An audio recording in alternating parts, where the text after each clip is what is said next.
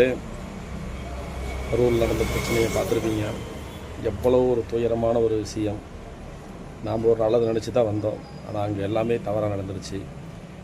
இந்த தவறுக்கு யார் பொறுப்பேற்கணுங்கிறத விட இனி இந்த தவறுகள் நடக்காமல் இருக்கிறது மிக மிக சிறப்பாக இருக்கும்.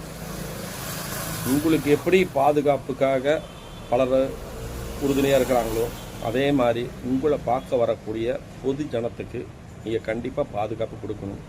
அரசாங்கத்தை மட்டுமே நம்பிட்டு இருக்காதீங்க. உங்களுடைய ரசிகர் பெரும் ஒரு பங்கு வகிப்பாங்க. அவங்களுக்கு நீங்கள் ஆர்டர் போட்டிங்கன்னா பட்டு போதும், பாதுகாப்புக்கு அவங்க பார்த்துப்பாங்க. அவங்கள சந்திங்க. எந்த ஒரு மாவட்டத்தில் ஒரு மீட்டிங் போட்டாலும் சரி, அந்த மாவட்டத்தில் இருக்கிற ரசிகர்களை சந்தித்து இதை நீங்கள் தான் பாதுகாப்பாக மக்களை நல்லபடியாக வீட்டுக்கு போகிற வரைக்கும் கவனமாக பார்த்துக்கணும்னு சொல்லி அவங்களுக்கு அன்பு கட்டளை போடுங்க.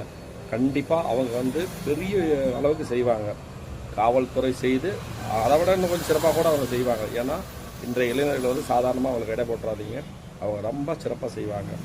அதனால் உங்களுடைய ரசிகர்களையே உங்களுக்கு பெரிய பாதுகாப்பாக நினைங்க. உங்களை பார்க்க வரவங்களுக்கு ஒரு பெரிய பாதுகாப்பாக வருங்க. இதுதான் இந்த நேரத்தை நம்ம சொல்லிக்கிறது. கரூரில் மரணமடைந்த எல்லாருக்கும் எங்களுடைய ஆழ்ந்த இரங்கலை தெரிவிச்சுக்கிறோம். அதே சமயத்தில் இது நடந்துருச்சு, இப்படி நடந்துருச்சுன்னு வருத்தப்பட்டு இருக்கிற விஜய் அவர்களுக்கும் என்னுடைய வருத்தத்தை தெரிவிச்சுக்கிறேன்.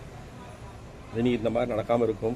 இனி நீங்கள் கவனமாக இருப்பீங்கன்னு எனக்கும் கண்டிப்பாக தெரியும். இது நீங்கள் உங்களுடைய பாதுகாப்போட அவங்க மக்களுடைய பாதுகாப்பை நீங்கள் எவ்வளோ உஷாராக கவனிப்பீங்கிறது கண்டிப்பாக இனி வரக்கூடிய ஒவ்வொரு பொது மீட்டிங்லேயும் நாங்கள் பார்க்கலான்னு நினைக்கிறேன்.